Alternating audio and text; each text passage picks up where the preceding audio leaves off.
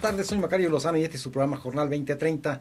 Violeta, buenas tardes, ¿cómo estás? Hola Macario, ¿qué tal? Buenas tardes. Gracias por estar con nosotros. Hoy, 28 de noviembre, justamente se cumplen 100 años, un siglo de la expedición del Plan de Ayala que firmó Emiliano Zapata con sus generales, capitanes, coronel y todo lo que era su entorno cercano.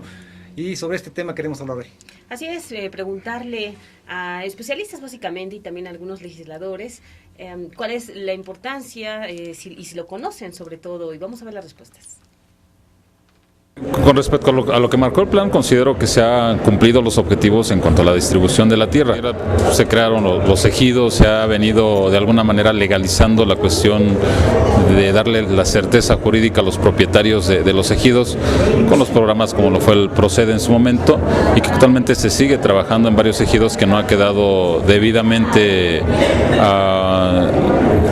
entregado ese documento, ¿no?, que de alguna forma acredita la propiedad de este ejido. En general, digo, en el campo se vive un retraso quizás en cuestiones de asesoría técnica para que haya una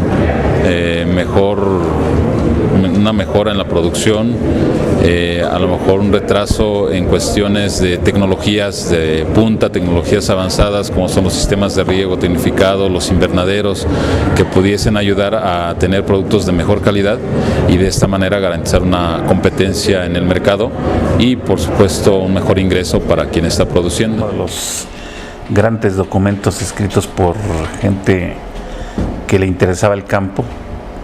Lamentablemente el paso de los años no hizo que se cumpliera, porque las políticas de los gobiernos que les tocó aplicarlas lamentablemente no lo hicieron. No se trata de reformarlo, sino más bien aplicarlo. Yo creo que es tan actual ese plan a 100 años de su creación por quienes lo elaboraron, pero solamente falta aplicarlo, porque no se cumplieron cabalmente los objetivos, más bien lo politizaron también a lo largo de los años y no lograron aterrizar el verdadero proyecto, que era darle al campo mexicano el objetivo principal, que era la producción de alimentos, que fuéramos autosuficientes. Lo que pasa es que el gobierno se volvió muy paternalista a la gente que le dieron la tierra. Lamentablemente esperaron todo que el gobierno se los diera.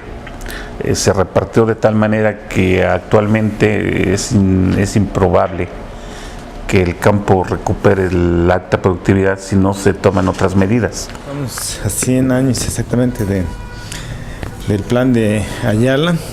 Faltan muchas cosas todavía por mejorarse, por corregirse, por atenderse de una manera más puntual. Se requiere sobre todo mayor atención, mayor compromiso y mayor responsabilidad. El plan de Ayala es un plan muy completo, sobre todo pensando en el desarrollo y el beneficio del campo sobre todo. Faltan muchas metas que alcanzar, faltan muchos logros por tener y sería muy importante hacer una revisión muy minuciosa, ver qué sí, qué no, y retomarlo nuevamente para poderle darle el cauce que se requiere. El plan de Ayala sin duda significó algo muy importante en la historia y en la vida interna de nuestro país. Creo que México ha venido trabajando y ha venido desarrollándose conforme la dinámica se ha venido dando. Quiero decir, las metas, pues digo, no pudiera haber una definición clara, ¿verdad?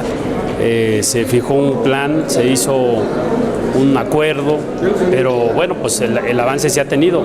Nunca se puede decir que se pudiera sacar alguna evaluación al respecto. Lo que sí te puedo decir es que tenemos avances y logros hechos ya considerables. Obviamente cuando se formuló este plan, pues eran otros tiempos. Ahora los tiempos son modernos y reclaman otras condiciones y otras circunstancias a los campesinos. La forma de vida ha cambiado, la forma de hacer las tareas y el quehacer, el desarrollo en el campo ha cambiado.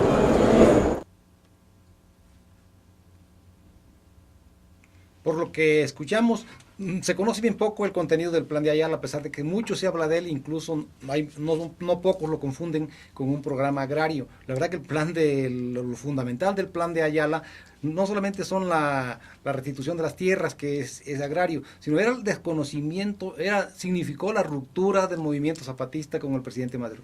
Sí, lo que más se menciona es eso y precisamente deriva de que los principios fundamentales de Emiliano Zapata pues eran tierra y libertad.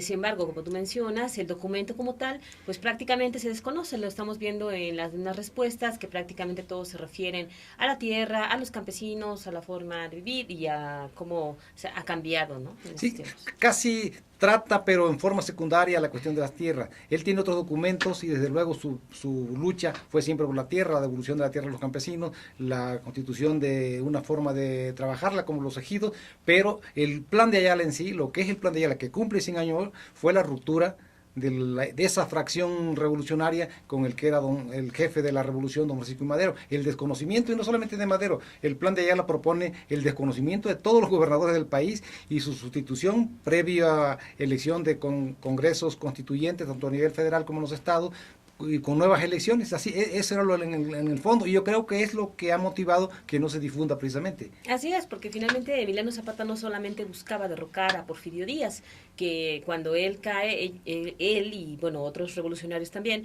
no están conformes porque lo que ellos querían era buscar esos principios, por ejemplo aquí en el de devolución de las tierras, que la tierra fuera para quien la trabajara, y al ver que esto no se estaba cumpliendo, al ver que además Francisco I. Madero estaba manteniendo incluso algunas personas o muchas personas e instituciones que también tenía Porfirio Díaz, pensaba pues que se mantenía lo mismo y que no había cambios y que no había valido la pena entonces derramar tanta sangre. Sí, incluso ellos acusaban a don Francisco I. Madero de que mantenía en su estructura de poder en puestos claves a gente porfirista, a los que le habían hecho mucho daño, que eran antirrevolucionarios, que lo iban a traicionar. Incluso Zapata fue de los que aconsejó a Madero que tuviera cuidado con Huerta porque sabía que era un traidor, como al final fue. Pero de todos modos, previo a esto, Zapata se le levantó en armas, era el derrocar a Madero y derrocar a todos los gobernadores. Yo creo que el problema aquí, en esta parte de la historia, que no se difunde mucho, que no se estudia, es porque pues, Zapata es el héroe más querido, más popular, más admirado de la revolución, y desde luego don Francisco Madero pues el mártir de la democracia, es el que inició la revolución. Como rompieron entre ellos, obviamente a la historia oficial no le conviene que se conozcan estos hechos, pero en el fondo esto fue lo que es. Así es, porque se podría afectar de alguna manera la imagen de Francisco Madero, ya que, bueno, Emiliano Zapata, pues como tú mencionas, es uno de los que siempre se ha mencionado que jamás buscó el poder por el poder, sino que buscaba el bien o la tierra para todos los campesinos.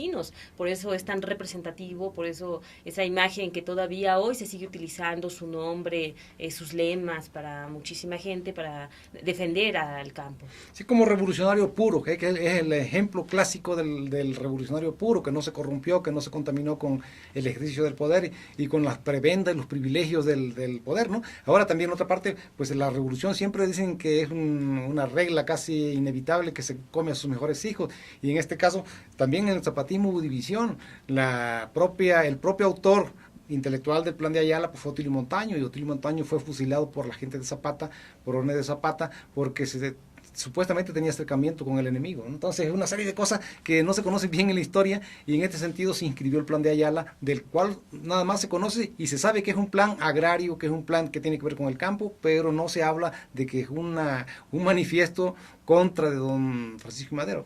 Sí, que eso es algo interesante, pero también es interesante ver que estos principios, como nosotros lo hemos mencionado, de la revolución, pues lamentablemente no se cumplieron. Llevamos 101 años de que se inició esa lucha armada, y lamentablemente pues muchos de ellos siguen vigentes, porque siguen también vigentes muchas injusticias que no se han podido erradicar. Sí, sobre todo porque en el fondo la revolución, cuando menos en sus enunciados, buscaba la igualdad, buscaba la liberación de la pobreza de los campesinos y de todo México, y eso sigue pendiente. Al contrario, se ha acentuado mucho con esto del crecimiento de la pobreza extrema, ¿no? Así es, precisamente eso es lo que se lamenta, que en el campo El campo ha sido olvidado por la mayoría de los gobiernos, se menciona siempre en los discursos políticos, en los discursos de campaña, y poco se hace por apoyarlo. Incluso ahora el proyecto de presupuesto no tiene un gran avance. Normalmente se da cuando hay años electorales y para entregar apoyos, pero no para apoyarlos, para que de manera permanente ellos ya pudieran tener mejores desarrollos, tecnificarlo, ¿no? Mejorarlo. La propia situación jurídica del ejido, es decir, el ejido que